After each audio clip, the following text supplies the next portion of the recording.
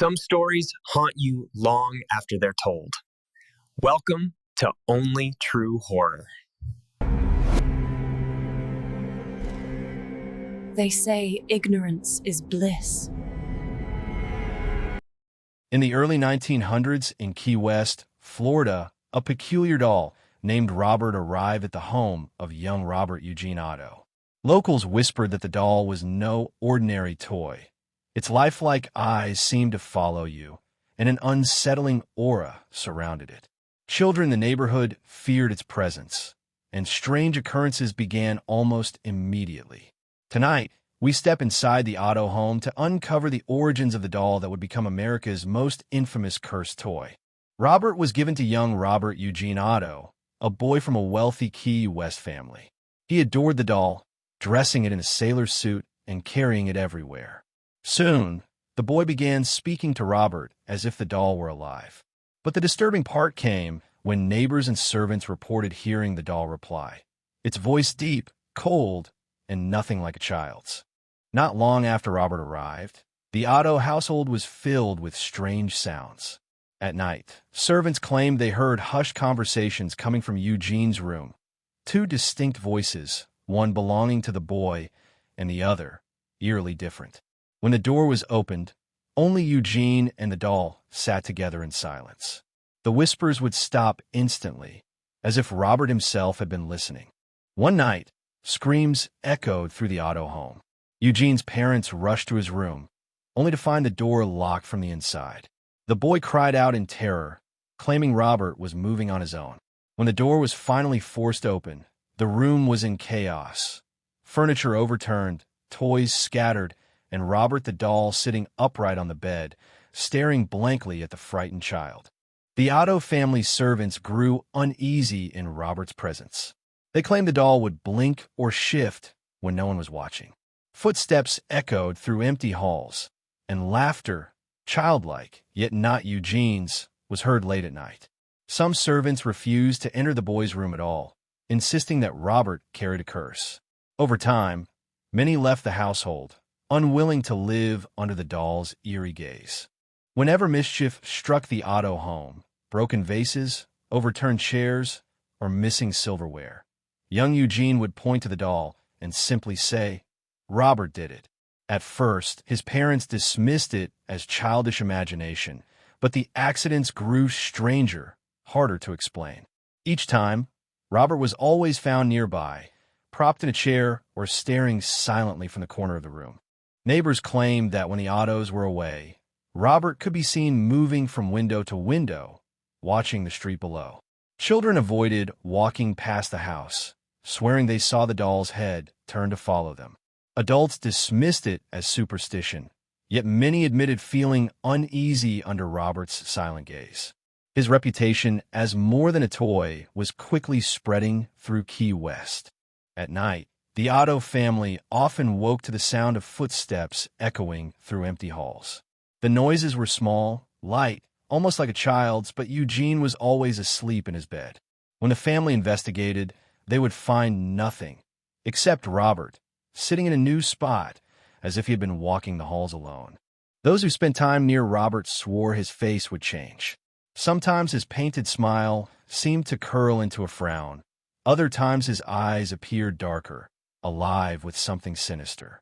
Eugene's parents dismissed it as imagination, yet even visitors claimed to see it, the unsettling feeling that Robert was more than stitched cloth and stuffing. As Eugene grew older, his parents tried to lock Robert away in a trunk, hoping to put an end to the strange events. But even hidden, the doll's presence lingered.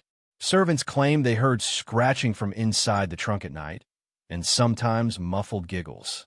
No matter how tightly it was sealed, Robert seemed determined not to be forgotten. Even as Eugene grew into adulthood, he never let go of Robert. He spoke to the doll daily, confided in it, and insisted on keeping it close. His wife grew uneasy, claiming she heard whispers in the night that were not her husband's voice. Some say Robert fueled Eugene's darker moods, feeding on his attention and growing stronger with time. Visitors to the Otto home were often struck by an overwhelming sense of dread in Robert's presence. Cameras malfunctioned, Strange shadows appeared in photographs, and some guests reported hearing the doll whisper their names. Even those who tried to mock Robert felt a sudden chill, as if the doll was silently warning them. Strange accidents began to follow anyone who disrespected Robert. Visitors who made fun of the doll reported broken bones, sudden illnesses, or mysterious misfortune shortly after leaving the Otto home. Locals grew fearful, believing that Robert's curse extended beyond the walls of the house, and that the doll punished those who doubted his power. Over the years, neighbors and visitors sent letters warning the Ottos about Robert. They described misfortunes and strange occurrences, pleading for the family to remove the doll. Some letters arrived, torn or mysteriously burned, while others were delivered with an inexplicable chill. Robert's reputation as a cursed toy only grew, and the warnings seemed to validate the fear surrounding him. Today, Robert resides in a glass case at the Fort East Martello Museum in Key West. Visitors can view him, but legends warn never to take his photo without permission.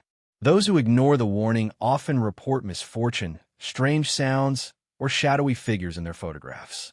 The doll has become both a tourist attraction and a chilling reminder of the curse that follows him. Visitors are warned not to photograph Robert without asking permission. Yet many ignore the signs, and strange things happen afterward. Cameras malfunction, images appear blurred, or faint ghostly shapes are captured in the frame. Some swear they see Robert's eyes following them in the photographs, a silent reminder of the doll's enduring, unsettling presence. Stories of Robert's curse spread far beyond Key West. Newspapers, books, and paranormal enthusiasts shared tales of his malevolent powers. Each retelling amplified the legend. Accounts of misfortune, ghostly whispers, and shifting expressions became more chilling. Robert had grown from a simple doll into a symbol of fear, drawing curiosity and dread alike from around the world. Some visitors bring letters or prayers when they approach Robert, hoping to appease his spirit. Many leave the doll offerings, tiny trinkets, flowers, or written apologies. Locals believe this respect prevents misfortune, acknowledging Robert's power. The ritual has become a part of his legend, a silent pact between the cursed doll and those who dare to visit him. Even when no one is near, Robert is said to watch. Museum staff report feeling his eyes follow them as they move about the room. Some claim to hear faint whispers or soft footsteps at night, though the display case remains locked. The doll's presence is a constant reminder that the legend is alive, and his curse is far from forgotten. Today, Robert remains in Key West, a doll steeped in legend and fear. Visitors are drawn to him, yet warned to show respect or face misfortune. His eyes continue to follow all who approach, a chilling reminder that the curse endures. Robert the doll is no longer just a toy. He is a symbol of the unexplained, forever haunting the curious and the brave. If this chilling tale of Robert the doll sent shivers down your spine, subscribe to Only True Horror for more terrifying stories. Turn on notifications so you never miss a journey into the world of the cursed, the haunted, and the unexplained. And remember, some toys should never be disturbed.